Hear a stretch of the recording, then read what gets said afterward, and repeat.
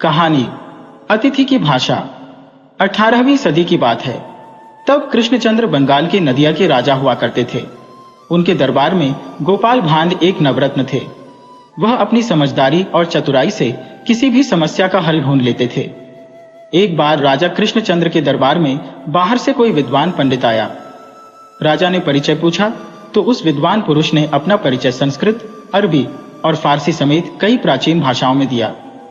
जब वह चुप हुए तो राजा कृष्णचंद्र ने अपने दरबारियों की ओर प्रश्न भरी नजरों से देखा कि बताओ इसकी मातृभाषा क्या है। लेकिन दरबारी यह अनुमान न लगा सके कि दरबार में पधारे पंडित जी की मातृभाषा क्या है। सभी चुप। दरबार में सन्नाटा छा गया। राजा कृष्णचंद्र ने गोपाल भांड से पूछा, क्या तुम कई भाषाओं के ज्ञाता अतिथि पंडित की मातृभाषा बता सकते हो? गोपाल भांड ने बड़ी विनम्रता के साथ कहा, महाराज, मैं तो भाषाओं का जानकार नहीं हूं, फिर भी यदि मुझे अपने हिसाब से पता करने की छूट दे दी जाए तो शायद मैं ये काम कर सकता हूं। राजा कृष्णचंद्र ने स्वीकृति दे दी। सभा समाप्त होने के बाद सभी दरबारी सीढ़ियों से उतर रहे थे। तभी गोपाल भांड अतिथि पंडित के पीछे गए और उसे जोर का धक्का दे दिया। पंडित गिर गए। उन्हें चोट भी लगी। चोट और अपमान से तिलमिलाते हुए उन्होंने गोपाल भांड को अपशब्द कहने शुरू किए। सभी जान गए थे कि उनकी मातृभाषा क्या है।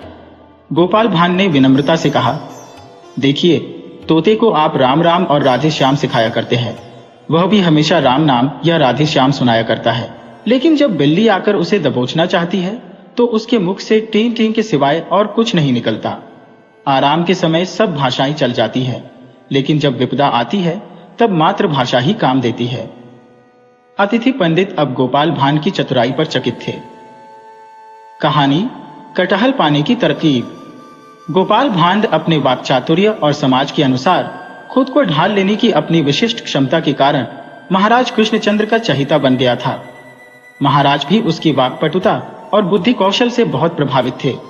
उनका मन उसके साथ लगता था। अब वे दरबार के बाद भी गोपाल को किसी न किसी बहाने रोक लेते, उसके साथ इधर उधर की बातें करते, घूमते टहलते। एक दिन की बात है। महाराज ने गोपाल भांड से कहा, गोपाल, आज दरबार के बाद थोड़ी देर रुकना, सीधे सरपट घर की राह मत पकड़ लेना। गोपाल ने शिष्टतावश कहा, जो आज्ञा महाराज। शुरू से अंत तक उस दिन दरबार घमाघमी वाला बना रहा। समापन पर जब कर्मचारीगण अपना अपना खाता बही समेटने लगे तब महाराज अपने आसन से उठे और गोपाल को अपने साथ लेकर बागीचे की तरफ चले गए। देर तक महाराज बागीचे में टहलते रहे और गोपाल से बातें करते रहे। बागीचे में टहलते टहलते वे दोनों उस भाग में आ गए जहां फलदार वृक्ष लगे थे। गोपाल को पके कटहल की सुगंध मिलने लगी। उसे कटहल बहुत पसंद था। जैसे जैसे दोनों आगे बढ़ते रहे, कटहल की गंध और तेज होती महसूस हुई। चलते चलते वे दोनों उस स्थान पर पहुंच गए जहां कटहल के पेड़ों का लंबा सिलसिला था। पेड़ों के तनों से लटके पके कटहलों को देखकर गोपाल के मुंह से पानी आने लगा। इच्छा हुई कि वह महाराज से कटहल मांग ले, मगर संकोचवश वह ऐसा नहीं कर पाया। सूरज डूबने के बाद जब अंधेरा घना होने को आया तब महाराज ने गोपाल को घर जाने की इजाजत दी। बागीचे से घर की राह पकड़ने के बाद भी गोपाल की नाक में कटहल की सुगंध बसी रही। उसका मन ललचा रहा था। रास्ते में वह सोचने लगा कि ऐसी कोई तरकीब निकाली जाए कि बिना मांगे ही महाराज उसे कटहल दे दें। इसी उधेड़-बुन में राह कैसे कट गई उसे इसका भान नहीं रहा। घर पहुंचकर गोपाल ने हाथ पैर धोए और भोजन करके बिस्तर पर लेट गया। कटहल की सुवास उसे याद आती रही। अंततः कुछ निश्चय कर वह सो गया।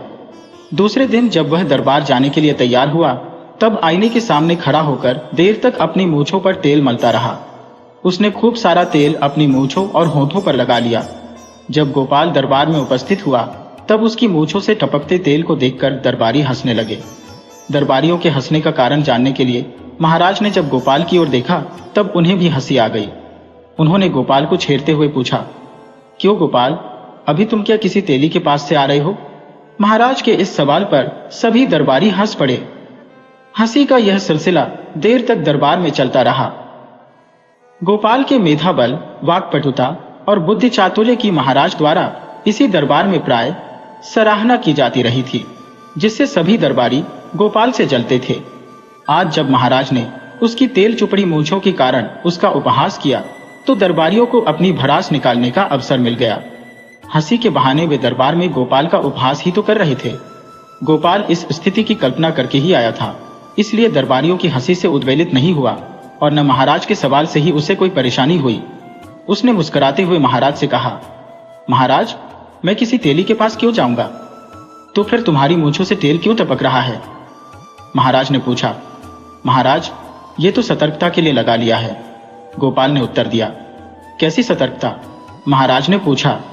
महाराज, गोपाल ने मुस्कुराते हुए कहा, कटहल का लासा बहुत गाढ़ा होता है, चमड़ी पर लग जाएगा तो छूटना मुश्किल, मूंछों में लग जाए तो मूंछ मुंदाए बिना कोई उपाय नहीं है उस लासा से छुटकारा पाने का। और महाराज, मैं अपनी मूंछों से बहुत प्यार करता हूँ, इसलिए उसकी सुरक्षा के लिए मैं मूंछों में पर्याप्त मात्रा में तेल लगाकर आया हूँ। महाराज उसके उत्तर से चकरा गए। अरे, ये राजदरबार है, यहाँ तुम्हें कटहल के लासे से बचाव की जरूरत क्या है? महाराज ने पूछा। गोपाल थोड़ी देर तक महाराज को देखता हुआ मुस्कुराता रहा, फिर बोला, महाराज, कल बागीचे में मैंने कटहल के पेड़ों पर पककर तैयार हुए सैकड़ों कटहल लटके देखे। मुझे लगा कि यदि महाराज आज्ञा देंगे तो निश्चित रूप से मुझे कटहल खाना पड़ेगा, इसीलिए महाराज को फिर हंसी आ गई। लेकिन इस बार कोई दरबारी हंस नहीं पाया। सबने समझ लिया कि गोपाल ने अपने लिए कटहल की जुगत गड़ा ली है। महाराज ने हंसते हुए माली को बुलवाया तथा आज्ञा दी कि अभी 5-7 तैयार कटहल तोड़कर गोपाल के घर भिजवा दिए जाएं।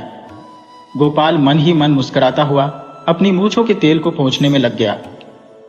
कहानी गुड़ का महत्व। राजा कृष्णदेव का दरबार मनोरंजक तथा विद्वत्तापूर्ण चर्चाओं के लिए प्रसिद्ध था।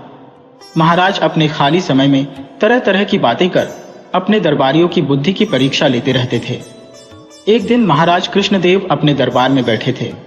उन्होंने यूं ही दरबारियों से पूछ लिया, सबसे बड़ा पत्ता किसका होता है? दरबारियों ने तरह तरह की अटकलें लगानी शुरू कर दी। किसी ने अरबी के पत्ते को बड़ा बताया तो किसी ने ढाक के पत्ते को, किसी ने केले के पत्ते को बड़ा कहा तो किसी ने मान कच्चू के पत्ते को सभी वनस्पतियों में सबसे बड़ा पत्ता बताया। दरबार में तरह तरह की राय आने लगी, मगर गोपाल भांड अपने आसन पर चुपचाप बैठा रहा। महाराज कृष्णदेव ने उसे चुप देखकर कहा, गोपाल, क्या बात है, तुम चुप क्यों बैठे हो?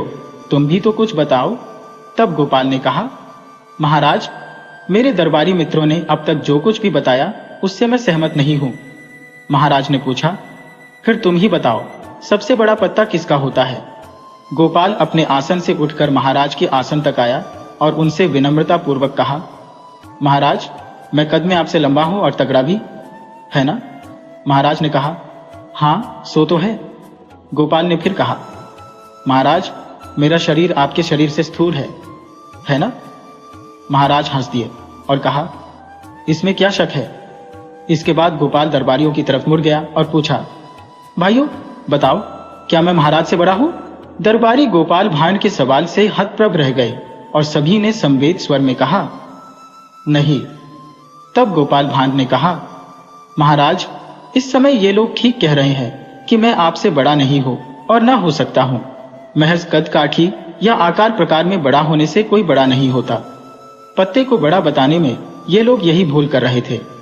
इन लोगों ने किसी पत्ते को बड़ा बताने में उसके आकार प्रकार, उसकी लंबाई चौड़ाई पर ही ध्यान दिया, किसी ने पत्ते के गुणों पर ध्यान नहीं दिया। थोड़ा रुकने के बाद गोपाल भांड ने फिर कहा, महाराज, मेरी समझ से सबसे बड़ा पत्ता पान का पत्ता है। पान अमीर और गरीब सबके लिए उपलब्ध है। ये औषधि भी है और नैवेद्य भी। देवताओं से लेकर मानव जाति के हर वर्ग में पान किसी न किसी रूप में उपयोगी है। महिलाओं के होठों का श्रृंगार है पान, तो ब्राह्मणों और विद्वज्जनों के मुख शुद्धि का साधन भी।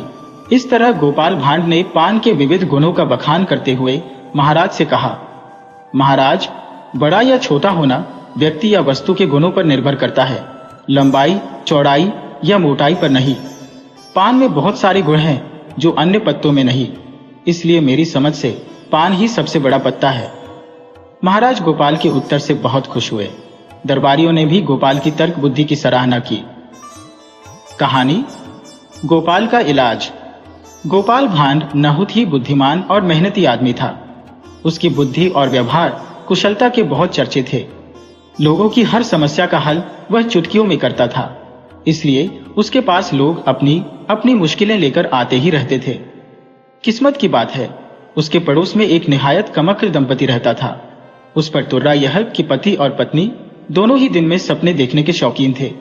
अपने वर्तमान को बेहतर बनाने की अपेक्षा दोनों अपना अधिकतर समय भविष्य के सुनहरे सपने देखने में बिताते थे।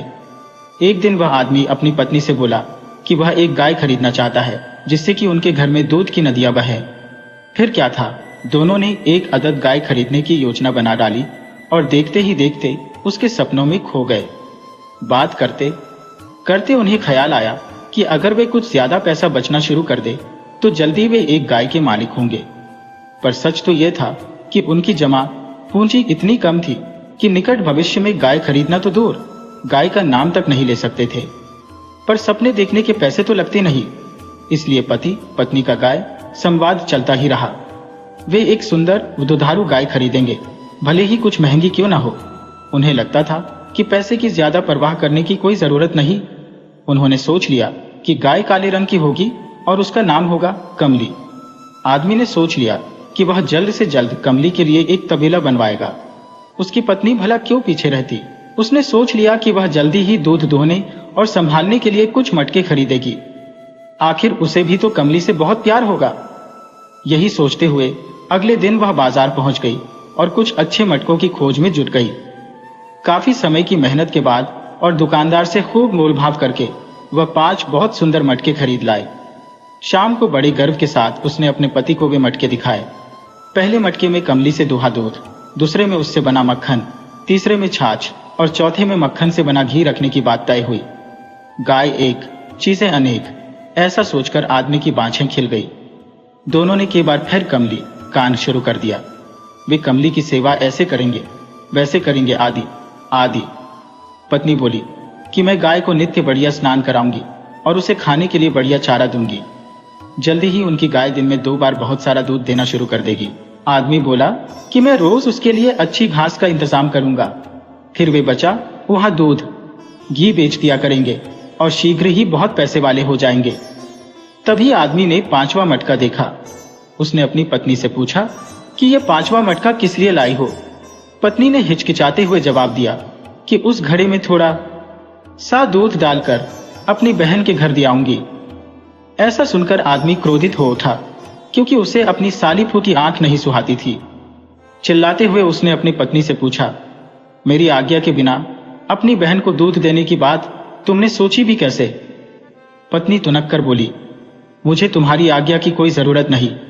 कमली को खरीदने के लिए पैसे तो मैंने ही जमा किए थे और रोज मैं ही उसे नहलाती धुलाती हो, खिलाती पिलाती हो।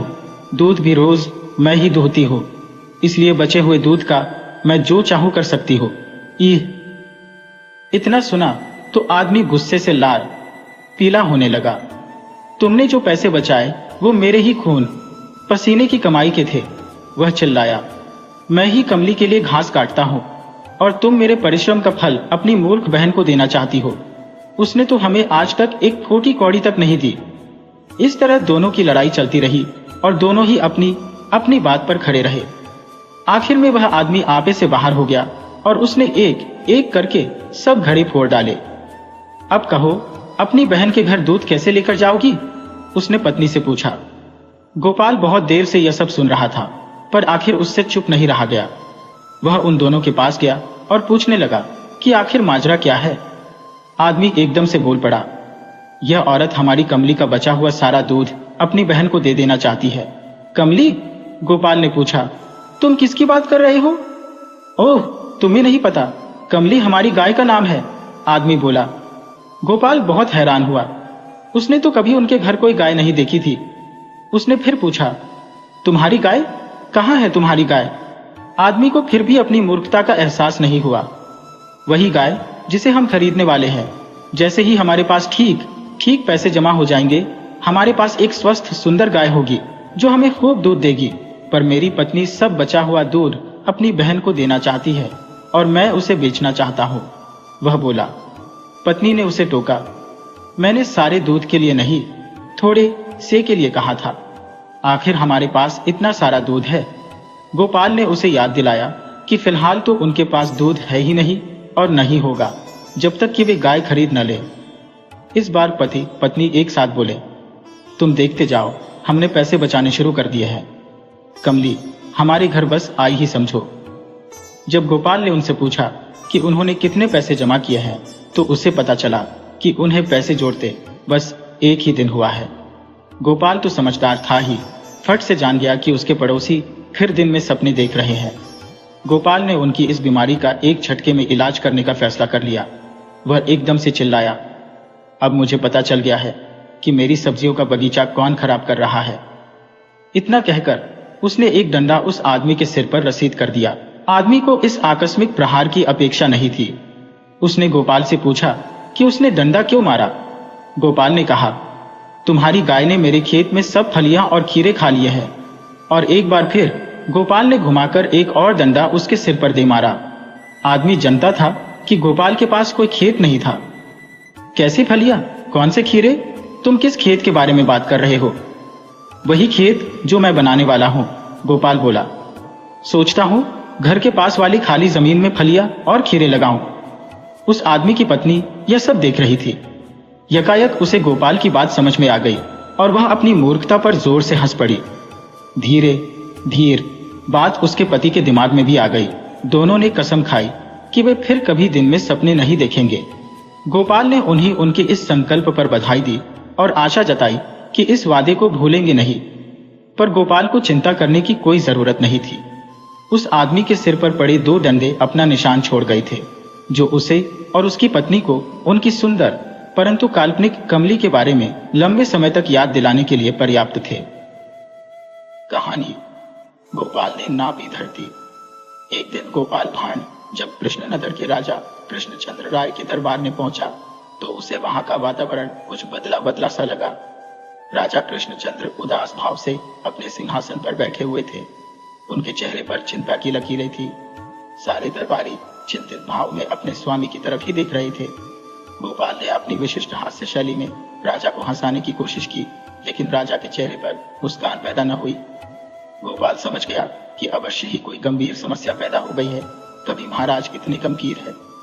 जब बहुत देर तक महाराज की चुप्पी न टूटी तो गोपाल ने पूछ लिया, अन्नदाता, आज आप कुछ ज्यादा ही चिंतित लग रहे हैं। क्या कोई गंभीर समस्या पैदा हो गई है? मुझे बताइए, शायद मैं आपकी समस्या का कोई हल निकाल सकूं। महाराज ने एक गहरी सांस भरी, बोले, तुमने ठीक अंदाजा लगाया है गोपाल। सचमुच मैं एक गंभीर समस्या से घिर गया हूं। समझ में नहीं आता कैसे निपट पाऊंगा इस समस्या से। पर समस्या क्या है अन्नदाता, वही तो मैं जानना चाहता हूं, क्योंकि आपको चिंतित देखकर मुझे भी उलझन हो रही है। गोपाल ने कहा, तो सुनो, मुर्शिदाबाद के नवाब का आदेश प्राप्त हुआ कि उसे एक ऐसा आदमी चाहिए जो इस धरती का सही माप बता सके। ये बता सके कि धरती की लंबाई कितनी है और चौड़ाई कितनी है ना पागलपन की बात? भला संपूर्ण धरती की लंबाई चौड़ाई आज तक कोई माप सका है? अब तुम ही बताओ, मैं ऐसा आदमी कहां से खोजूं जो धरती के धरातल की सटीक जानकारी नवाब को दे सके। महाराज ने आगे कहा, उस बदमिजाज आदमी की हिम्मत तो देखो। उसने आदेश के साथ साथ यह धमकी भी दी है कि यदि मैं यह कार्य नहीं करा सका तो वह अंग्रेजी सरकार से कहकर मुझे राज्य सत्ता से हटवा देगा। यह तो सचमुच गंभीर बात है महाराज, गोपाल बोला। लेकिन क्या यह सचमुच ऐसा करा सकता है? क्या पता क्या करा सकता है। यह आदमी हमेशा ही मेरे लिए नई नई मुसीबतें खड़ी करता रहा है। जानते हो गोपाल, इस बार इस संदेश के साथ साथ उसने क्या नया शिगुफा उछाला है। उसने अशर्फियों से भरी 2 बड़ी बड़ी थैलियां भेजी हैं, इस निर्देश के साथ कि धन चाहे जितना खर्च हो जाए, काम हर हालत में होना चाहिए। तो हो जाएगा उसका काम, इसमें चिंता करने वाली कौन सी बात है? गोपाल ने कहा, बड़ी आसानी से कह दी तुमने यह बात। महाराज बोले, पर यह काम करेगा कौन? मैं करूंगा महाराज, मैं नवाब के प्रश्न का उत्तर दूंगा। गोपाल बोला, बस आप वह दोनों थैलियां मेरे हवाले कर दीजिए और आराम की नींद सोइए। महाराज कृष्णचंद्र ने दोनों थैलियां गोपाल के हवाले कर दी। सोने की अशर्फियां पाकर गोपाल की तो मौज हो गई।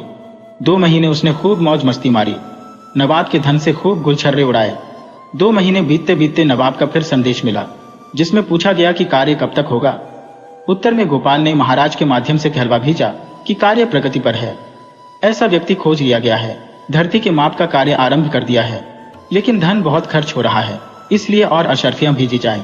खैर, इस बार कलपते हुए नवाब ने अशर्फियों से भरी एक थैली और भेज दी। अशर्फियां मिलते ही गोपाल अपनी कार्य योजना को मूर्त रूप देने में जुट गया। सबसे पहले उसने नगर भर की दुकानों से सूत के महीन धागों के ढेरों गोले खरीदे। जब नगर के व्यापारियों की दुकानों पर गोले समाप्त हो गए तो उसने दूसरे नगरों से मंगवाए।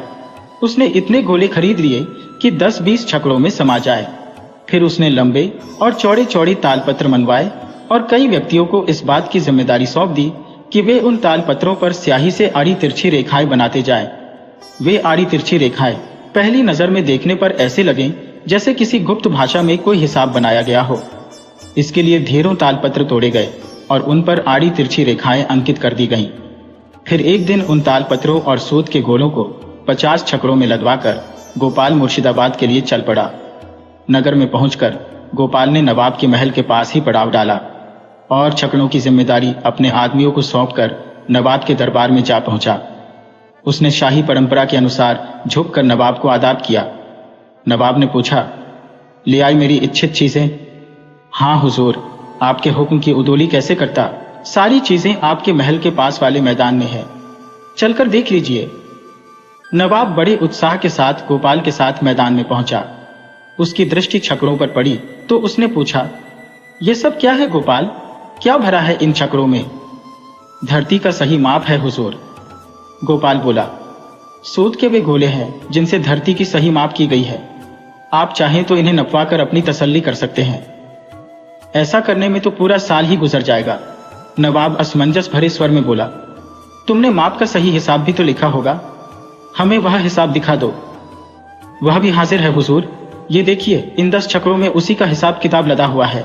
नवाब ने ताल पत्रों को पहाड़ सा देखा तो उसकी सारी हेकड़ी गायब हो गई। वह टुकुर टुकुर ताल पत्रों से लदे छकड़ों को देखता रह गया। गोपाल ने कहा, हुजूर, अपने आदमियों से कहो कि वे ताल पत्रों पर लिखे सारे हिसाब को अच्छी तरह से जांच लें। बेहतर तो यही रहेगा कि आप स्वयं ही इसकी जांच करें। नहीं नहीं, हमारे पास इतना समय कहाँ है, तुम कहते हो तो ठीक ही होगा। नवाब जल्दी से बोला, जैसे वह गोपाल से पिंड छुड़ाना चाहता हो। तो हुजूर संतुष्ट हुए ना? अब हुक्म दीजिए कि छकड़ों से लदे सामान का क्या करो? क्या इसे सरकारी मालखाने में जमा करवा दूं? गोपाल बोला, कोई जरूरत नहीं है, तुम इसे वापस ले जा सकते हो, हमारी आज्ञा है। यह कहकर नवाब जाने के लिए मुड़ा, लेकिन तभी गोपाल ने उससे कहा, हुजूर, मेरी एक गुजारिश है। बोलो, क्या चाहते हो? हुजूर, धरती का सही माप लेने के चक्कर में मैंने बहुत खाक छानी है। क्या हुजूर मेरे काम से खुश होकर मुझे कोई इनाम इकराम नहीं देंगे? हाँ हाँ, क्यों नहीं, बेमन से नवाब ने कहा। फिर मुड़कर अपने कर्मचारी से बोला, इसे सरकारी खजाने से 100 अशर्फियां दिलवा दो। इस प्रकार चतुर गोपाल ने नवाब से खरीदा गया सारा सामान भी ले लिया और उससे 100 अशर्फियां भी झटक ली। कृष्णानगर लौटकर उसने दरबार में सारा किस्सा सुनाया तो महाराज और सभी दरबारी हंसते हंसते लौटपोट हो गए। राजा कृष्णचंद्र ने खुश होकर गोपाल को पुरस्कृत में 100 अशर्फियां दे डाली। आखिर गोपाल ने एक असंभव काम जो कर दिखाया था। कहानी, पंचायत के पंचों का फैसला। एक बार गोपाल भान ने राजा से प्रार्थना की, जब मुझसे कोई कसूर हो जाए तो उसका निपटारा वही लोग कर सकें जिनकी मैं स्वयं कहूं। राजा कृष्णचंद्र ने गोपाल की बात मान ली, क्योंकि राजा तो अपने बात के पक्के थे और उन्हें गोपाल पर पूरा विश्वास भी था। एक बार गोपाल से कोई कसूर हो गया। राजा ने कानून की दृष्टि से गोपाल को भी सजा देने का निश्चय किया। गोपाल को किसी तरह पता चल गया कि राजा उसे जरूर दंड देंगे। अपने इरादे के मुताबिक राजा कृष्णचंद्र ने गोपाल को एकांत में बुलाकर सारी बातें कह दी कि तुमने जो कसूर किया है उसके लिए तुम्हें सजा मिलेगी। गोपाल को उस प्रतिज्ञा की याद आई जिसमें राजा ने गोपाल को वचन दिया था कि तुम्हारा न्याय तुम्हारे ही पंचों द्वारा होगा। उसे मौके पर उपाय सूझा और राजा के आदेश पर गोपाल ने अपना पंच चमारों को चुना। इस चुनाव से राजा को आश्चर्य हुआ कि ये चमार क्या न्याय करेंगे, किसी बड़े महाजन को चुनना चाहिए था। खैर, चमार बुलाए गए। 2 गांवों से 5 चौधरी आए। राजा ने उन चमारों को गोपाल के अपराध के संबंध में सारी बातें समझा दी तथा न्याय करने का हुक्म दिया। पंचों द्वारा यह बात सोची गई कि गोपाल से बदला लेने का यही मौका है। ऐसा मौका हाथ से नहीं निकलना चाहिए और ऐसा दंड देना चाहिए कि जिससे गोपाल जन्म भर याद रखे तथा आगे भी हम लोगों के साथ ऐसा व्यवहार करने का साहस न करे। उन पंचों में पहले एक बोला, भाइयों, अपराध तो गोपाल का बहुत बड़ा है, अतएव 7 बीसी और 10 रुपये जुर्माना करना चाहिए। दूसरे ने सोचा, इतनी बड़ी सजा और फिर भी जुर्माना। इतने जुर्माने की कल्पना कर दूसरा पंच सिहर उठा। गोपाल के बाल बच्चों पर इसका क्या परिणाम होगा? घर बार नष्ट हो जाएगा। यह बात सोचकर उसने सजा घटाकर 5 बीसी रुपये जुर्माना करने का फैसला किया। तीसरे को इतना जुर्माना भी अधिक मालूम हुआ और उसने चकित होते हुए सजा घटाकर 3 बीसी रुपये का प्रस्ताव रखा। फिर भी उसने कहा, यह जुर्माना भी काफी है। फिर भी यदि पंच लोग चाहें तो और कुछ कम कर दें, क्योंकि इतना दाखिल करने में गोपाल की हालत खराब हो जाएगी। अब चौथे चौधरी की बारी आई। उसने अब तक सभी सलाहों का विरोध किया और कहा कि इतना बहुत अधिक है, इसमें अधिक से अधिक कमी होनी चाहिए। चौथे चौधरी के प्रस्ताव का 5वें चौधरी ने अनुमोदन किया और सर्वसम्मति से थोड़ी देर की बहस के बाद यह तय हुआ कि दीवान गोपाल को 2 बीसी तथा 10 रुपये दंड के देने होंगे। क्योंकि यह दंड अधिक है, इसलिए हम पंचगण राजा से यह प्रार्थना करते हैं कि 2 बीसी तथा 10 रुपये दंड लिए जाए, लेकिन इसकी वसूली में सख्ती न की जाए। राजा कृष्णचंद्र ताड़ गए कि गोपाल ने बुद्धिमानी से ही इन चमार चौधरियों को अपना पंच चुना था। उधर मामला निपटाकर पंचों ने राजा से जाने की आज्ञा मांगी। आज्ञा पाकर वे वहां से चले गए। राजा की नजरों में 50 रुपये का जुर्माना क्या था, लेकिन चमारों की गरीबी व परिस्थिति का ख्याल करो कि साल भर जी जान से परिश्रम करने के बाद भी ये गरीब जातियां इतना भी तो नहीं बचा पाती कि वर्ष की समाप्ति पर बस 50 रुपये पास रहें। इसीलिए उनकी नजर में 2 बीसी अर्थात 40 रुपये और 10 रुपये कुल 50 रुपये बहुत ही कठिन जुर्माना था। राजा का हृदय दया से भर गया और गोपाल मन ही मन प्रसन्न था। गोपाल का फैसला स्वयं राजा ही सुनाने जा रहे थे कि गोपाल को देखकर राजा अपनी हंसी न रोक सके। गोपाल को दंड से मुक्त कर दिया। गोपाल को यह पहले से ही ज्ञात था कि गरीब जातियां इतना रुपया नहीं बचा सकती, इसीलिए कम से कम जुर्माना ही करेंगे जो हमारे लिए कठिन नहीं होगा, और वैसा ही हुआ। गोपाल ने इसीलिए अपना न्यायकर्ता चमारों को बनाया था। कहानी प्रथम पुरुष। बहुत समय पहले बंगाल में महाराजा कृष्णचंद्र का राज्य था। उनके दरबार में बहुत सारे विदूषक थे। सबसे ज्यादा लोकप्रिय था गोपाल। गोपाल नाई था, लेकिन सब लोग उसे गोपाल भान कहकर बुलाते थे। भान यानी मस्खरा, जो लोगों को हंसा सकता हो। अपने चुटकुलों, हाव भाव, टीका, टिप्पणी और महाराज या अन्य लोगों को मूर्ख बनाने के तरीकों ने गोपाल को प्रसिद्ध कर दिया था। गोपाल से पार पाना नामुमकिन था। न ही उसके हाथ कोई चालाकी, चुस्ती कर सकता था। गोपाल को सारा खेल पहले ही पता चल जाता और वह चतुराई से पासा पलट देता था। उस जमाने में लोग अजीबोगरीब अंधविश्वास पालते थे। एक तो खुद ही वे कुछ जानते बुझते नहीं थे, और वह जमाना भी ज्ञान विज्ञान का नहीं था। कई लोगों की तरह महाराजा भी यह मानते थे कि सुबह उठते ही जिस व्यक्ति का चेहरा वह सबसे पहले देखेंगे, वही व्यक्ति उनके उस दिन का समय निर्धारित करेगा। यदि उनका दिन अच्छा निकलता तो वह व्यक्ति शुभ माना जाता। अगले दिन उसे इनाम दिया जाता था, और अगर दिन में कुछ दुर्भाग्यपूर्ण हो जाता था तो वह व्यक्ति अमंगल का प्रतीक या राज्य के लिए खतरा हो जाता। अगले दिन महाराजा उसे दंड देते। संकट जितना गहरा होता, दंड उतना ही अधिक। राज्य में सबको महाराजा के इस विश्वास का पता था, और सुबह सुबह कोई भी उनके पास नहीं भटकता था। अगर कहीं स्वर्ण मुद्राएं, जमीन का टुकड़ा या अच्छी दुधारू गायें मिल जाती तब तो 12 थी, लेकिन दंड मिलने का भी तो डर था। बेत भी पड़ सकते थे या फिर देश निकाला भी दिया जा सकता था। इसलिए कोई भी अपनी जान जोखिम में डालने को तैयार नहीं था। लेकिन गोपाल महाराजा या उनकी सनक से डरता नहीं था। उसे तो अपने दंडित होने का भी डर नहीं था, क्योंकि वह जानता था कि अपनी बुद्धि के बल पर वह हर मुश्किल आसान कर सकता है। वैसे भी उठने पर महाराजा अपने सेवकों और अंगरक्षकों या महारानी को ही देखते थे। इतनी सुबह महल में कोई भी आगंतुक तो आने से रहा। हाँ, कभी महामंत्री कोई जरूरी मसला लेकर महाराजा के पास जरूर आ जाते थे। ऐसी घड़ी में तो महाराजा को इनाम, सजा सब भूल जाता था। कभी महाराजा सुबह सवेरे उठकर घूमने निकल जाते थे। कभी महल के भीतर ही फल वाटिका या उद्यान में या नदी किनारे था, फिर बाजार भी। उस दौरान आते जाते वे किसी को भी मिल सकते थे। जो भी सबसे पहले उनके सामने आता, डर के मारे उसके पसीने छूट जाते और वह सोचने लगता कि जाने महाराजा का आज का दिन कैसा बीतेगा, जाने उसे इनाम मिलेगा या दंड। एक रोज महाराजा नदी किनारे घूमने चले गए। पाव बस फटी ही थी और किनारा भी सुनसान था।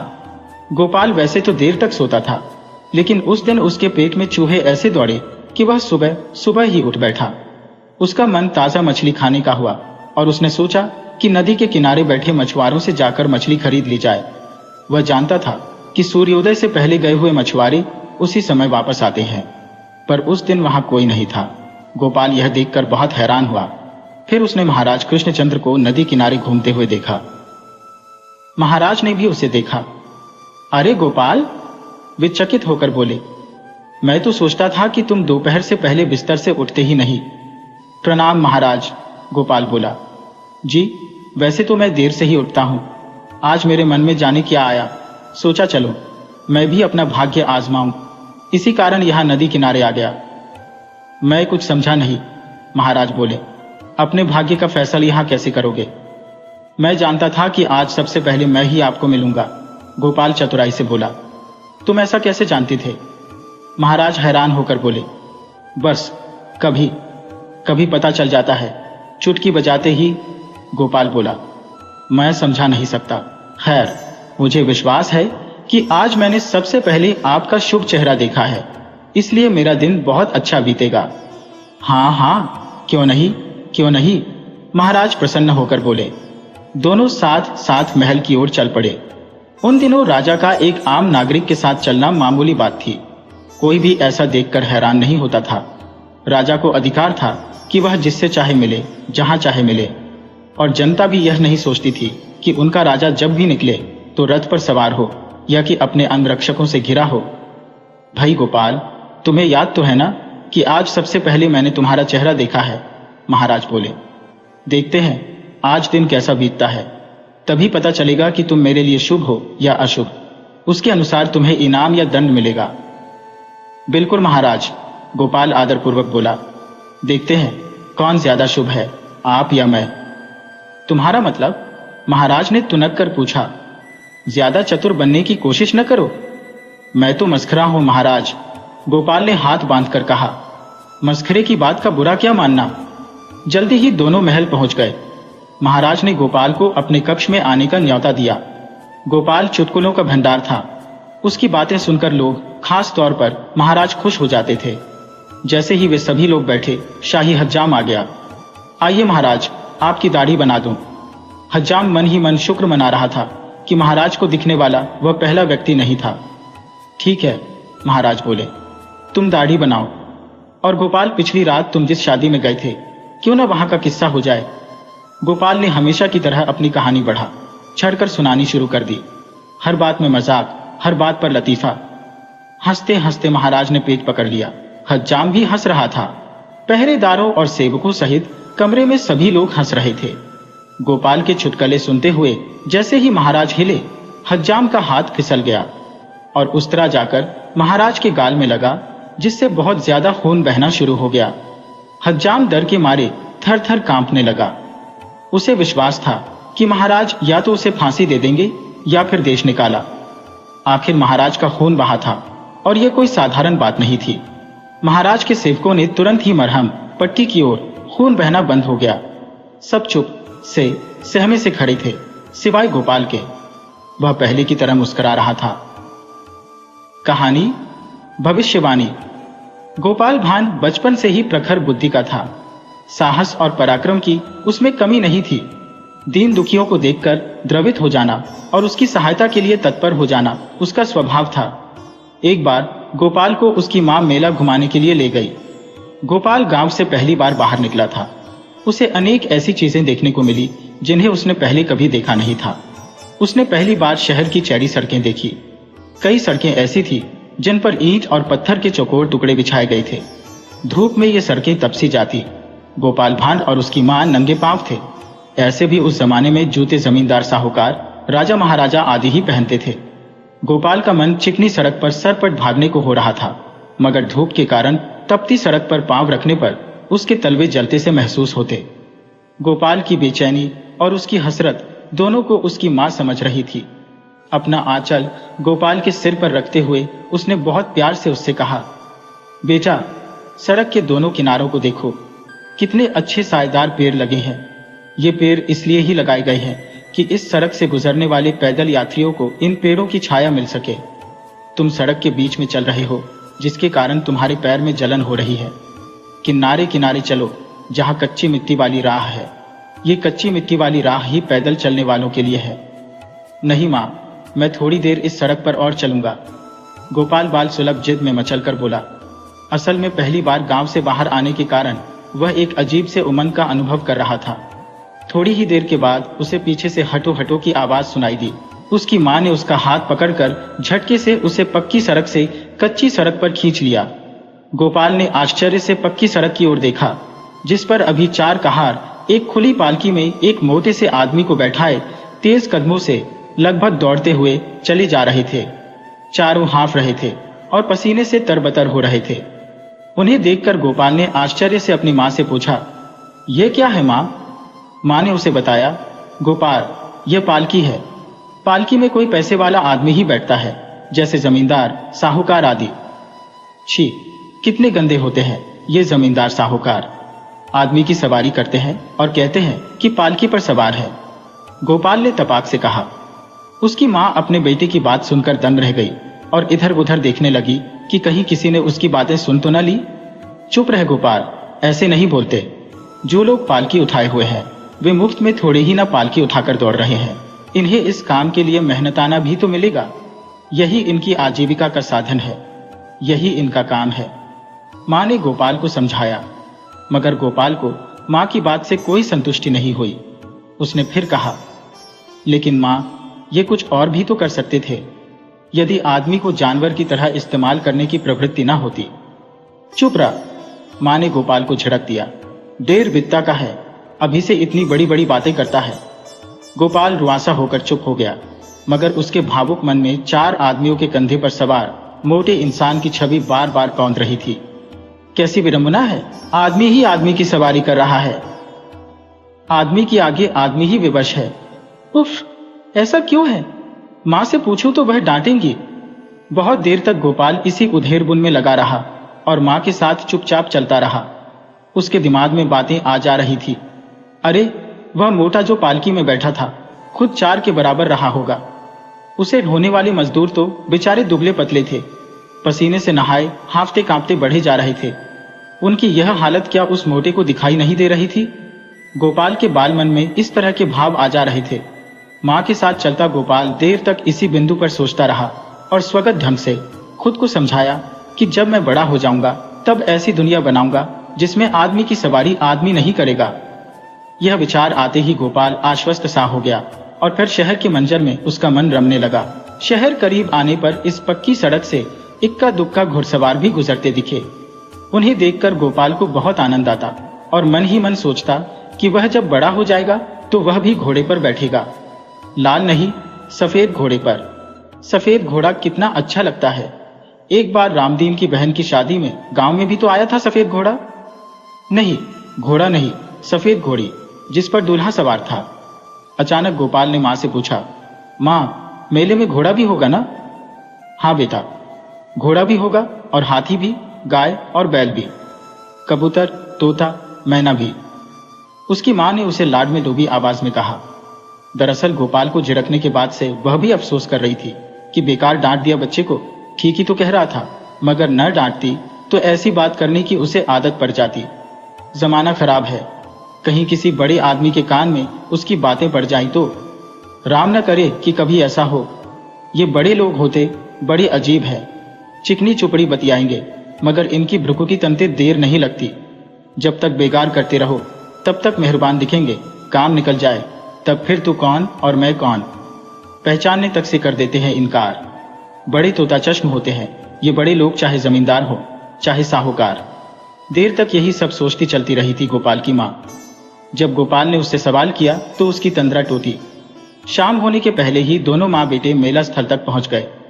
गोपाल की मां ने एक छायादार वृक्ष के नीचे चादर बिछा ली और गोपाल से कहा, आ बेटा, थोड़ा सुस्ता ले, फिर चलेंगे मेला देखने। दोपाई गोपाल चादर पर बैठ गया। उसने मां को देखा, वह थकी सी लग रही थी।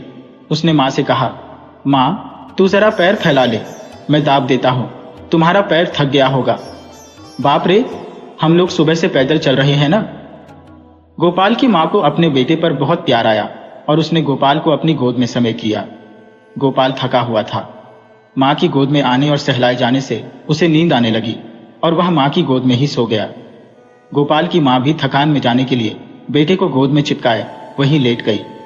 थोड़ी ही देर में उसे भी नींद आ गई। एक अजीब से शोर के कारण उन दोनों की नींद खुल गई। शोर का कारण समझने के लिए गोपाल की माँ ने सड़क के दोनों ओर देखा। मेला जाने की राह में उसे एक हाथी जाता हुआ दिखा। हाथी पर एक मोटा आदमी बैठा हुआ था।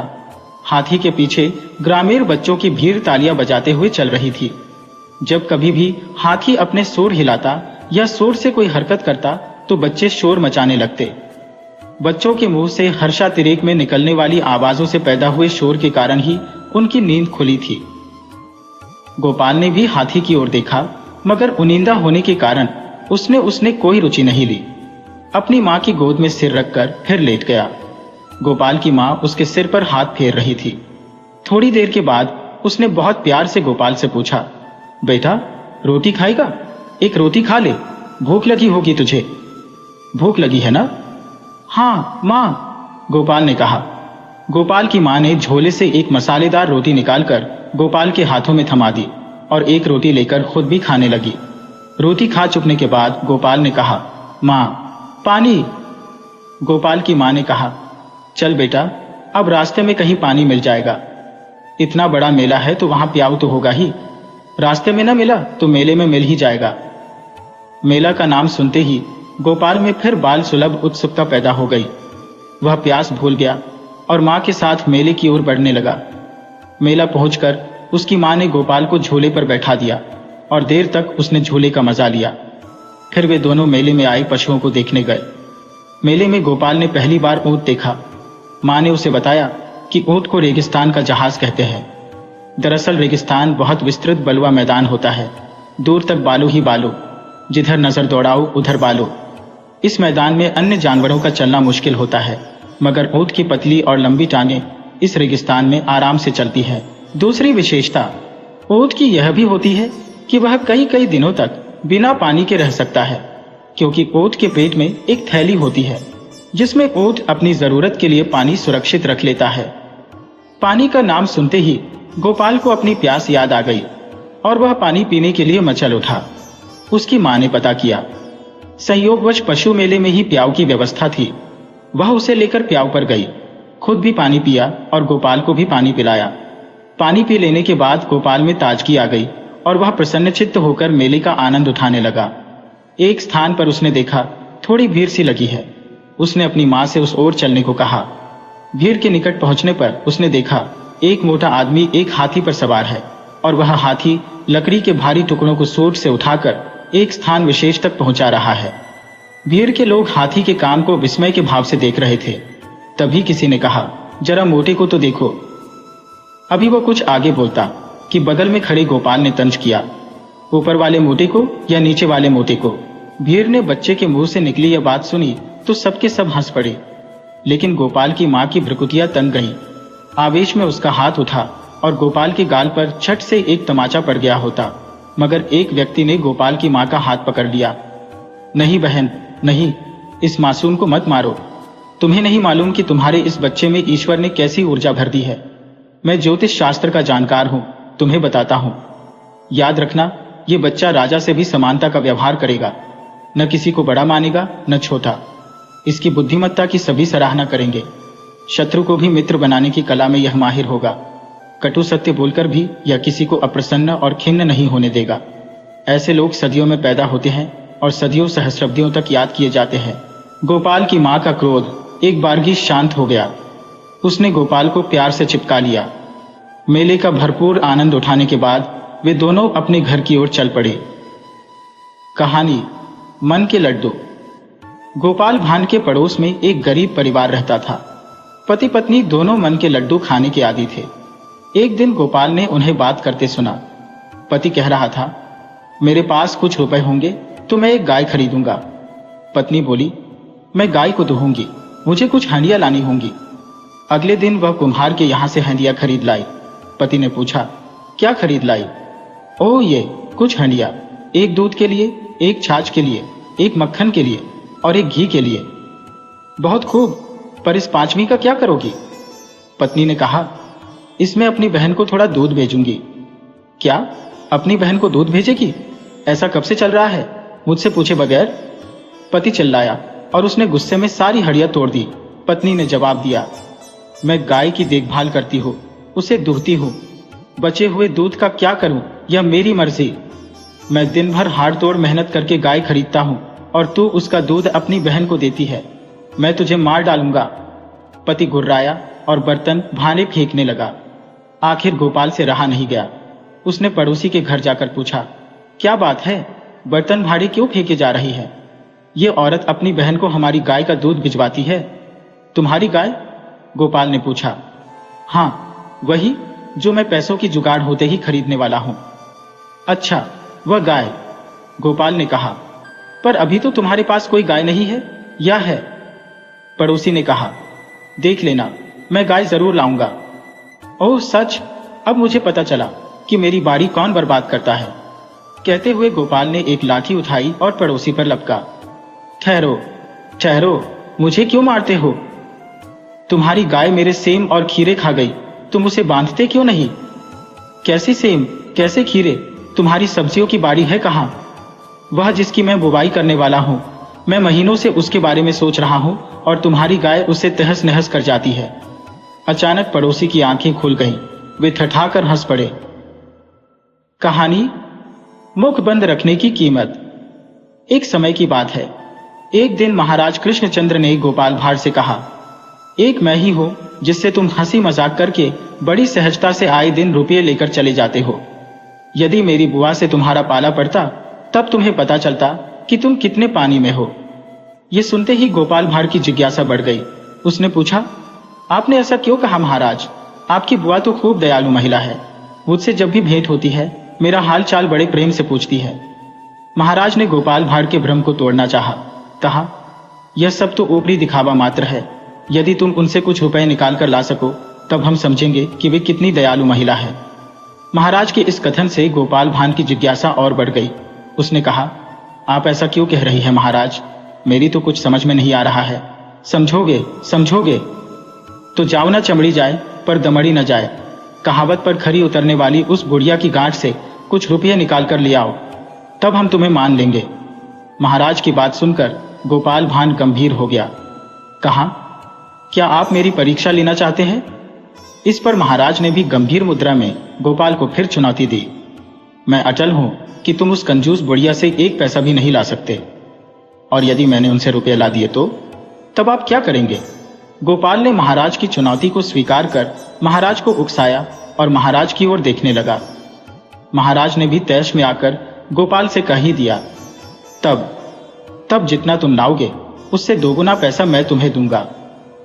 तब यही तय रहा महाराज, कहकर गोपाल भांड ने महाराज को दंडवत प्रणाम किया और खुशी मन से अपने घर लौट आया।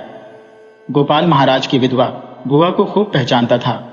यद्यपि बुआ कंजूस थी, पर उनके जैसी आचार विचार वाली, नियम आदि को मानने वाली भद्र महिला का मिलना बड़ा मुश्किल था।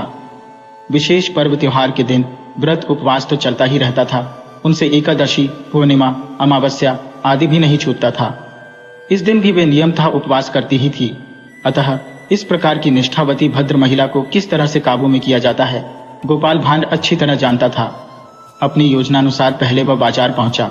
वहां से उसने छोटी झींगा मछली खरीदी, घर लाकर अच्छी तरह से उसे तला, फिर कागज में लपेटा और चल दिया महाराज की बुआ से मिलने। गोपाल को देखते ही बुआ ने बड़े ही अपनत्व से उसका स्वागत किया। आओ गोपाल, आओ। पर गोपाल ने बुआ को जैसे ही दंडवत प्रणाम कर चरण धूलि लेनी चाहिए, न जाने क्यों बुआ बिदक कर 2 कदम पीछे हट गई। कहने लगी, रहने दो, अभी मुझे छुओ मत, नहीं तो फिर से मुझे स्नान करना पड़ेगा। पता नहीं बाहर की कितनी गंदगी तुमने अपने शरीर में लगाई होगी। गोपाल को अंततः बुआ को दूर से ही दंडवत कर संतोष करना पड़ा। गोपाल ने कहा, बहुत दिनों से बुआ तुम्हारे हाथों का भोजन करने का अवसर मुझे नहीं मिला। आज तो मैं आपके हाथों का भोजन ग्रहण करके ही जाऊंगा, यही तय करके आया हूं। सुनते ही बुआ चौंकी। कहा, ऐसा था तो पहले से ही बता देना चाहिए था, ताकि तुम्हारे लिए अच्छा भोजन मैं बनाकर रखती। आज तो बस थोड़ी बहुत दाल, लौकी बड़ी की सब्जी और पोस्ते की चटनी भर है। यह तुम्हें क्या रुचेगा? आपने क्या कह दिया बुआ? गोपाल ने मुस्कुराते हुए कहा, लौकी बड़ी की सब्जी, ऊपर से पोस्ते की चटनी। अब इसके साथ और क्या चाहिए? आपने तो भोजन कर ही लिया होगा। उसी थाली में थोड़ा भात और जो कुछ सब्जी है दे दीजिए, उसी से मेरा भोजन हो जाएगा।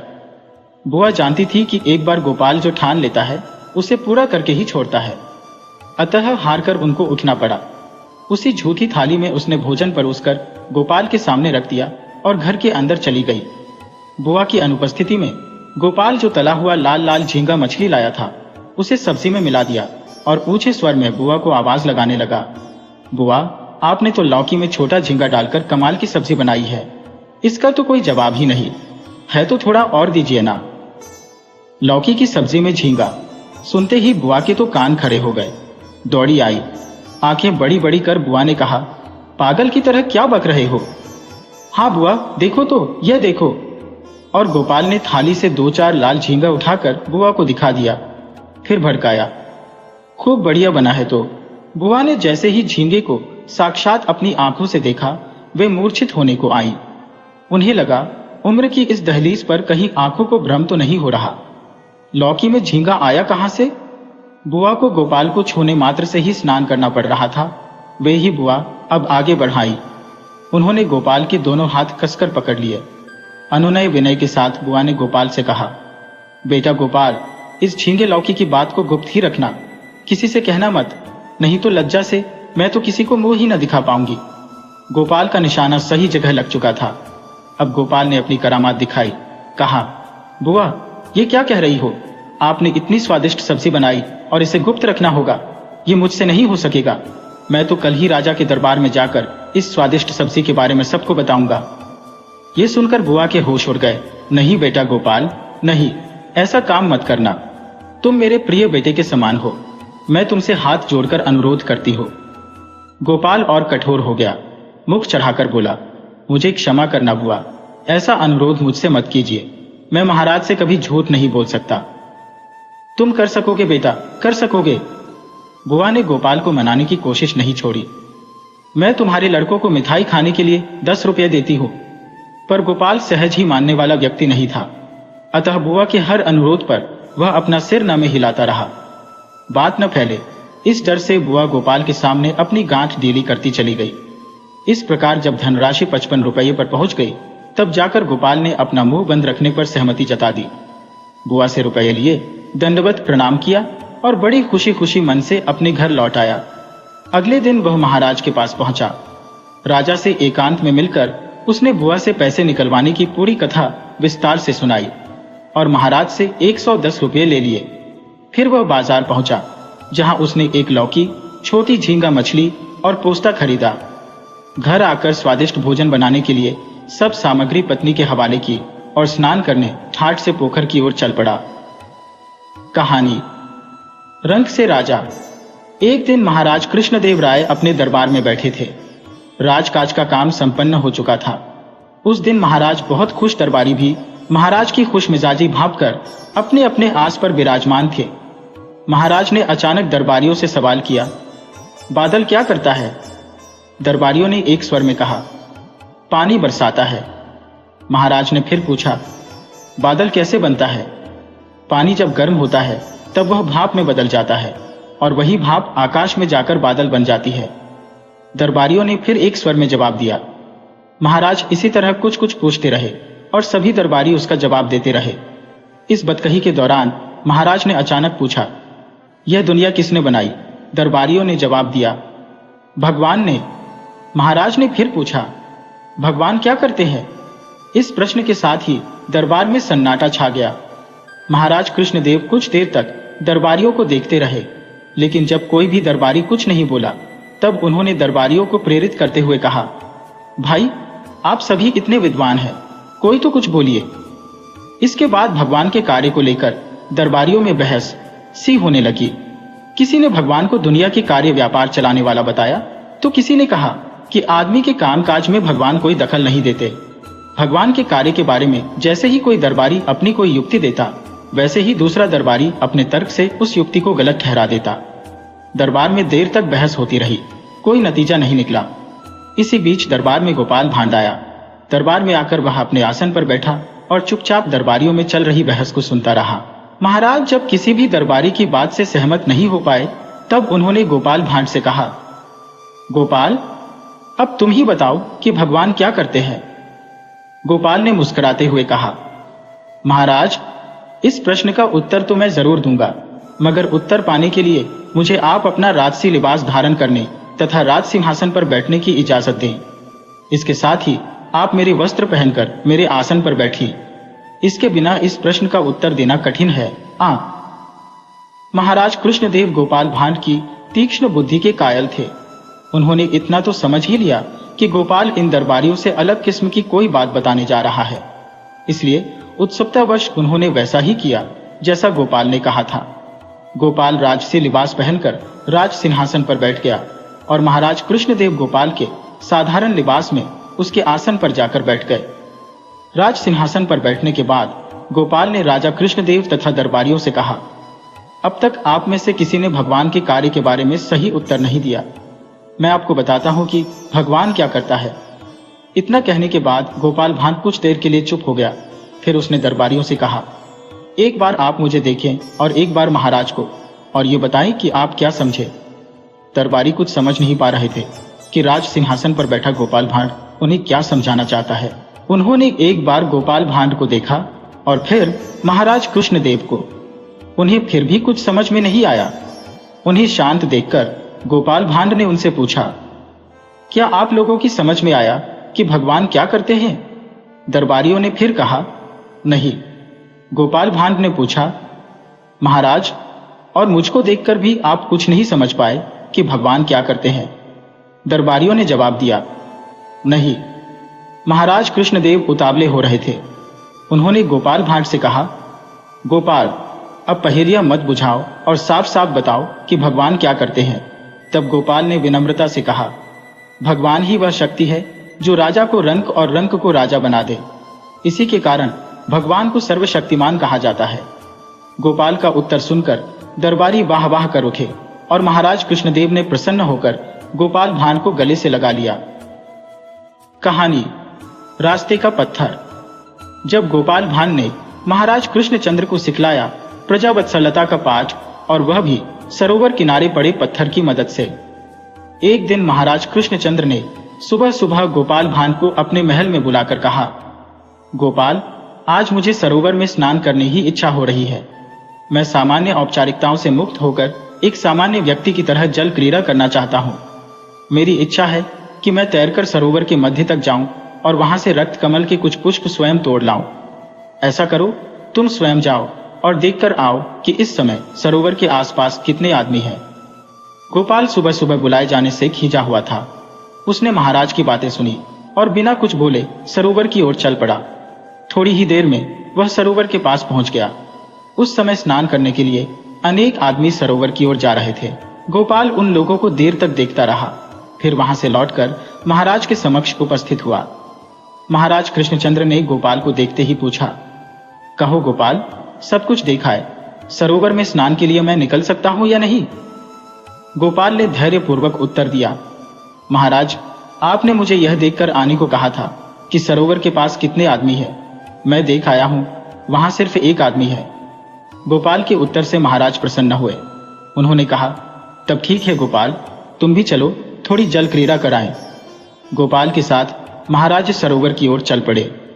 सरोवर के पास पहुंचकर महाराज यह देखकर हतप्रभ रह गए कि सरोवर में सैकड़ों लोग स्नान कर रहे हैं। क्षुब्ध स्वर में महाराज ने गोपाल से कहा, यह क्या गोपाल, तुमने तो कहा था कि सरोवर के पास एक ही आदमी है, मगर यहाँ तो भीड़ लगी हुई है। ऐसे में जल क्रीड़ा की मेरी इच्छा तो पूरी हो ही नहीं सकती। गोपाल भांड ने संयत स्वर में महाराज से कहा, महाराज, मैंने आपसे जो भी कहा था वह 100% सही था। मैं अब भी यही कह रहा हूं कि सरोवर के पास केवल एक आदमी है। बाकी जो भीड़ आप देख रहे हैं वह संवेदनहीन और विवेकशून्य पुतलों की भीड़ है। इन्हें आदमी मानकर किसी तरह का संकोच करने की आवश्यकता नहीं। सरोवर में कल्लोल करती जिस भीड़ को देखकर आप अपनी जल क्रीड़ा की इच्छा को तिलांजलि देना चाहते हैं, उस भीड़ में ऐसा कोई भी नहीं है जिसे खुद के सिवा कुछ और भी दिखता हो। आप निसंकोच जल में उतरे और अपनी इच्छा की पूर्ति के लिए तैरें। रक्त कमल तोड़ें। इनमें से कोई भी न तो आपको पहचानेगा और न ही देखेगा कि आप क्या कर रही हैं। सीधी सर। उसकी बात सुनकर महाराज की भ्रुकुटियां तन गईं। उन्होंने आवेश युक्त स्वर में पूछा, ऐसा क्यों कहते हो गोपाल? क्या ये लोग अंधे हैं? नहीं महाराज, विवेक शून्य और संवेदनहीन। बिना संवेदना और विवेक के आंखों का कोई अर्थ नहीं होता महाराज। आप वस्त्र उतारकर मुझे दे और निश्चिंत होकर जल में उतरे। महाराज कृष्णचंद्र ने कुपित स्वर में कहा, यदि मुझे किसी ने भी पहचान लिया तो तुम्हारी खैर नहीं। गोपाल, याद रखना। गोपाल मुस्कुराया और बोला, महाराज आप अपने वस्त्र उतारकर यही मुझे दे दें। मैं घोड़े के साथ आपकी इसी बरगद के वृक्ष के नीचे प्रतीक्षा करूंगा। आप जल क्रीड़ा करके लौटे। यदि आपको मार्ग में किसी ने भी टोका तो आप जो चाहे मुझे सजा दे दें, मैं स्वीकार कर लूंगा। गोपाल की बात सुनकर महाराज कृष्णचंद्र ने अपनी पगड़ी उतारी, कुर्ता उतारा और धोती बंदी पहने सरोवर के पास पहुंच गए। महाराज को सचमुच रास्ते में किसी ने नहीं टोका। महाराज पानी में उतरे और तैरते हुए सरोवर के मध्य तक गए। 4-5 रक्त कमल तोड़े और फिर तैरते हुए किनारे आ गए। किसी ने उन पर ध्यान नहीं दिया। पानी से निकलकर महाराज भीगे बदन ही बरगद के वृक्ष के पास आए और वस्त्र बदलते हुए गोपाल भान से कहने लगे, गोपाल तुमने ठीक कहा था। मुझे न तो किसी ने पहचाना और न ही किसी ने टोका। अभी गोपाल कुछ कहता कि एक व्यक्ति वहां आया और विनम्रता पूर्वक महाराज को नमस्कार किया। महाराज चौंके और गोपाल से कहने लगे, लेकिन गोपाल देखो, यह व्यक्ति मुझे पहचानता है। अब बताओ, तुम सजा के भागी हो या नहीं? नहीं महाराज, कतई नहीं। गोपाल ने तत्काल उत्तर दिया। उसने पुनः कहा, महाराज आप भूल गए, मैंने आपसे सुबह यह भी कहा था कि सरोवर के पास केवल एक आदमी है। यह आदमी वही है महाराज जो अपने राजा को सामान्य नागरिक के वेश में भी पहचान गया और उसे अपना अभिवादन देने पहुंच गया। महाराज को अपनी भूल का एहसास हुआ और उन्होंने आगे बढ़कर उस व्यक्ति को गले लगा लिया। थोड़ी देर के बाद महाराज गोपाल के साथ ही महल लौटने के लिए उद्यत हुए। रास्ते में उन्होंने पूछा, गोपाल तुमने यह कैसे जाना कि इतने सारे लोगों में कोई भी मुझे नहीं पहचानेगा, तथा इतने सारे लोगों के होते हुए भी तुमने यह क्यों कहा कि सरोवर के पास एक ही आदमी है? गोपाल ने शांत भाव से कहा, महाराज जब मैं सुबह आपके पास आया तब अशांत था। मेरा चित्त खिन्न था। रात को सही ढंग से सो नहीं पाया था, इसलिए तंद्रिल और बोझिल सा था। ऐसे में आपने मुझे सरोवर की ओर भेजा। मैं सरोवर के पास उसी बरगद के नीचे थोड़ी देर बैठकर विश्राम करने लगा ताकि चैतन्य हो लो। मैंने देखा सरोवर की राह में एक बड़ा सा पत्थर पड़ा हुआ है। कई लोगों को उस पत्थर से चोट लग चुकी थी। मैं पत्थर के करीब गया कि उसे वहां से हटा दूं, किंतु मैं वैसा नहीं कर पाया क्योंकि पत्थर का कुछ भाग मिट्टी में गड़ा हुआ था। मैं थक कर पुनः बरगद के नीचे आकर बैठ गया। कई लोग पुनः इस पत्थर की ठोकर से आहत हुए, लेकिन सब अपनी चोट सहलाते आगे बढ़ गए। किसी को भी यह चिंता नहीं हुई कि उस पत्थर को वहां से हटाने का उद्योग करे। लेकिन एक आदमी उधर से गुजरते समय पत्थर के पास रुका और उसे हटाने लगा। काफी परिश्रम के बाद उसने पत्थर को वहां से उखाड़कर सड़क से दूर ले जाकर रखा और थक कर सरोवर के किनारे विश्राम करने लगा। उसे न तो किसी से प्रशंसा की अपेक्षा थी और न किसी से अपने श्रम का मूल्य पाने की लालसा। उसके चेहरे पर कर्तव्य पालन की तृप्ति की आभा थी। महाराज, मैंने इसी व्यक्ति के बारे में कहा था कि सरोवर के पास केवल एक आदमी है। आदमी वही होता है जो अपने अलावा औरों के बारे में भी सोचे। सरोवर में स्नान करने गए शेष तमाम लोगों को अपने सिवा और किसी की परवाह नहीं थी। महल निकट आ चुका था। महाराज ने पूछा, ऐसा क्यों है गोपाल? गोपाल ने उत्तर दिया, महाराज यथा राजा तथा प्रजा। आप स्वयं कभी अपनी प्रजा का हालचाल जानने का उद्यम नहीं करते। कभी कोई आयोजन नहीं करते जिसमें प्रजा की भागीदारी हो।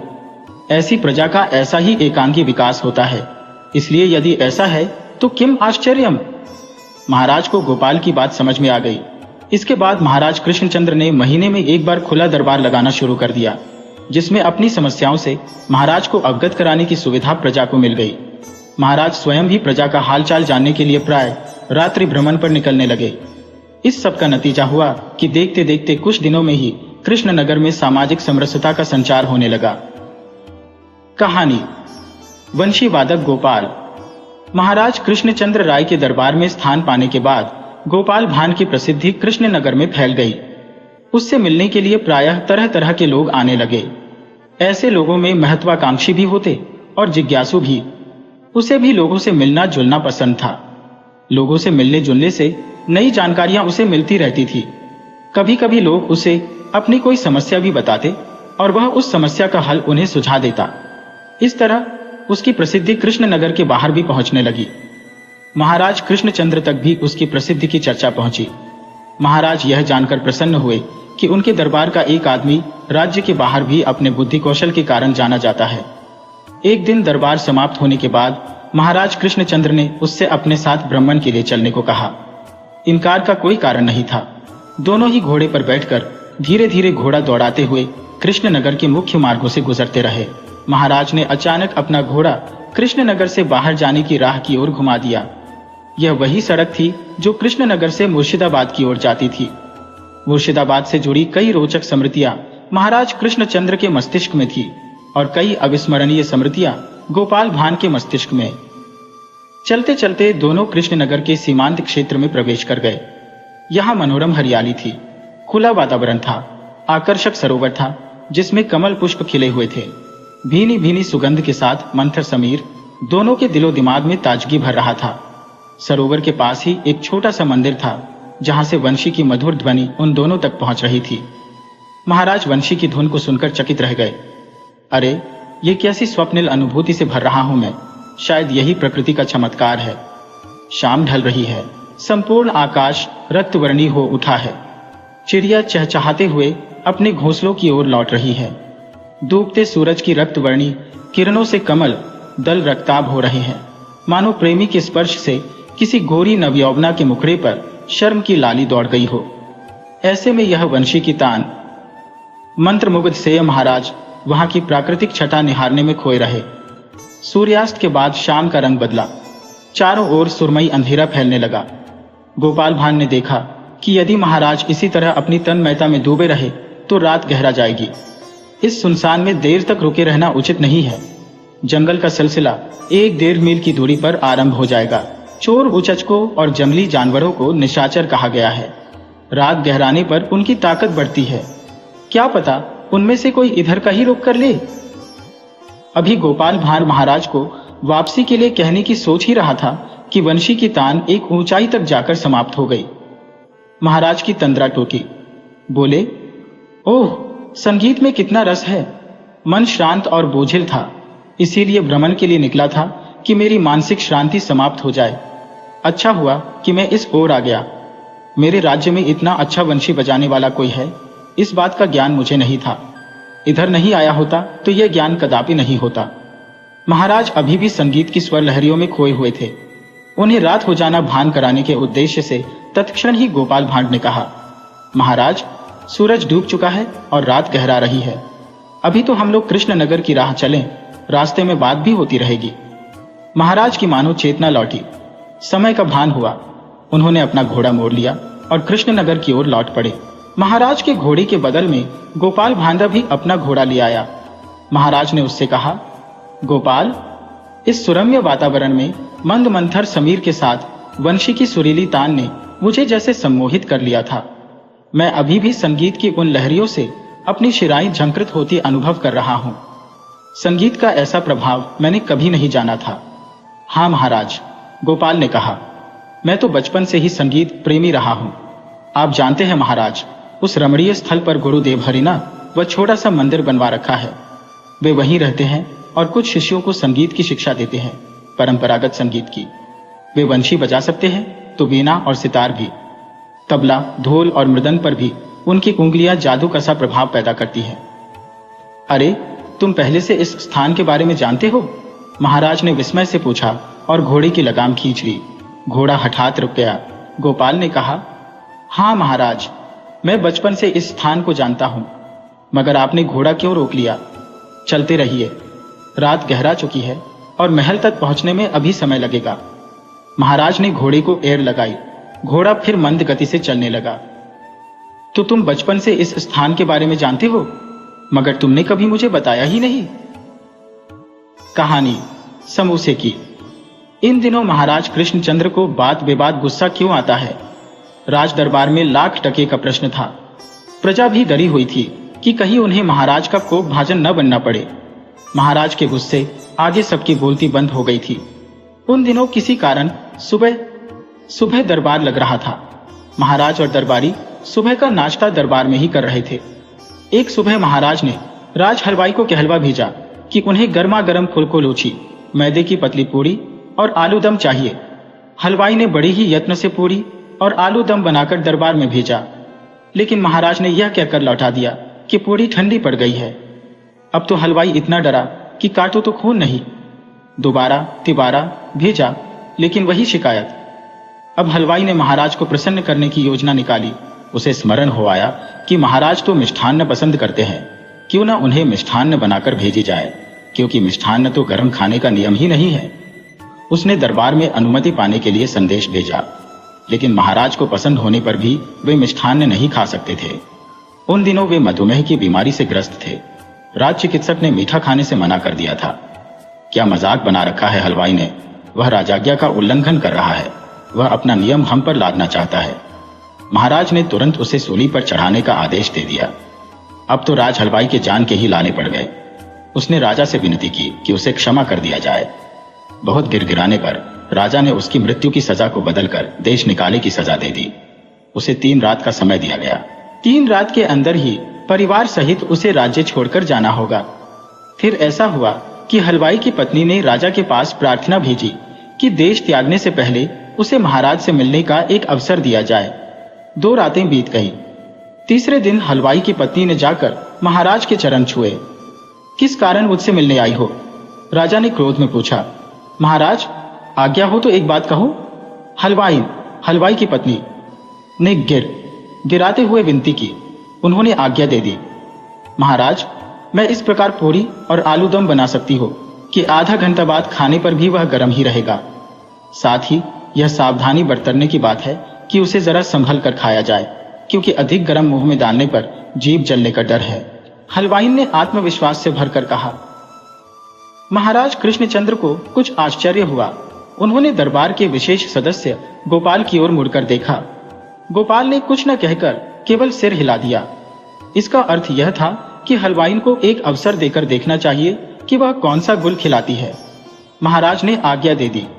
शर्त यह लगा दी कि जैसे ही दरबार से सूचना जाए, वैसे ही तुरंत उनके लिए नाश्ता बनाकर भेजा जाए।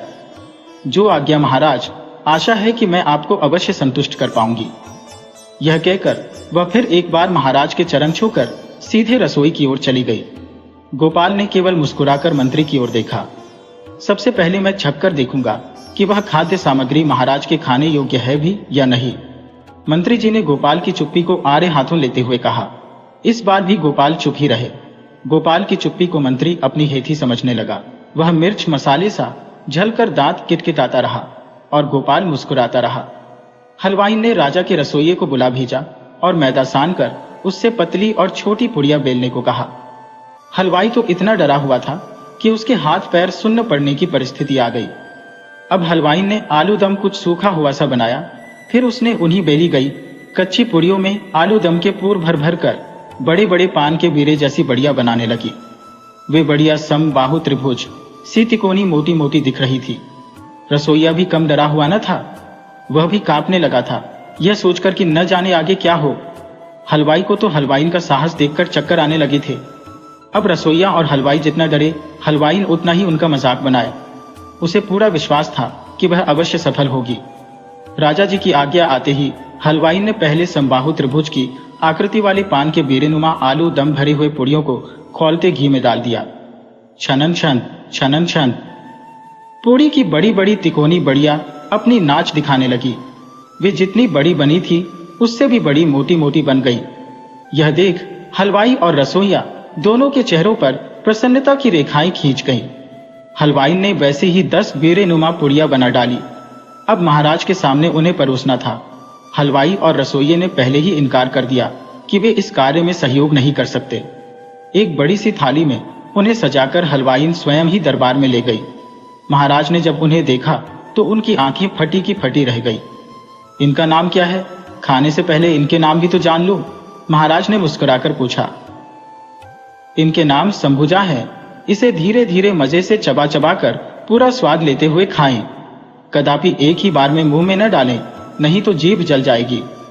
हलवाई ने पूरे आत्मविश्वास से भरकर कहा।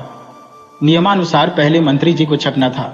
उन्होंने हलवाई की बातों को नहीं माना और पूरा का पूरा संबुजा एक बारगी मुंह में ठूंस लिया। अरे ये क्या! मंत्री जी का मुंह तो खुला का खुला रह गया, गरम इतना कि मुंह के सामने हाथ ले जाकर पंखा करने लगे। महाराज तो मंत्री की हालत देखकर ठठाकर हंस पड़े। फिर उन्होंने बड़ी सावधानी से एक संबुजा को तोड़कर उसका छोटा सा टुकड़ा मुंह में डाला। अब तो दृश्य यह था कि महाराज इधर उधर बिना देखे एक के बाद एक का स्वाद लेने लगे। मंत्री ने किसी तरह पूरा बीरा निगलकर ठंडा पानी मनवा लिया। ऐसे समय पर हलवाई उन्हें कुछ कहती कि गोपाल ने इशारे से मना कर दिया। उसने अब कुछ पूछने का साहस नहीं किया।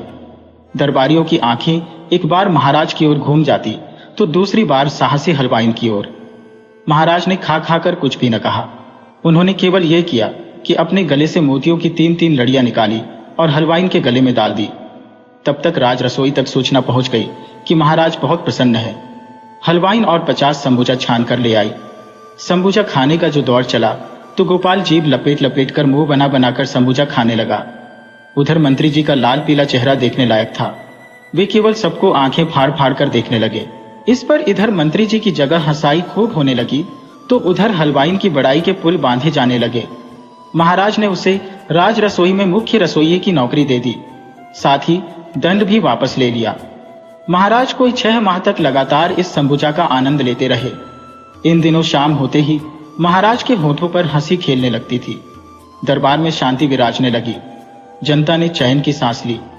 यह बात लगभग 250 वर्ष पुरानी है। उन्हीं दिनों कलिंग प्रदेश, वर्तमान ओडिशा राज्य में गिरिधारी बेहरा नामक एक हलवाई अपनी धर्मपत्नी धरित्री देवी के साथ बंगाल के कृष्णानगर राज्य के राज दरबार में आए थे। उन्हें महाराज ने राज हलवाई के रूप में अपनी सेवा में रख लिया था।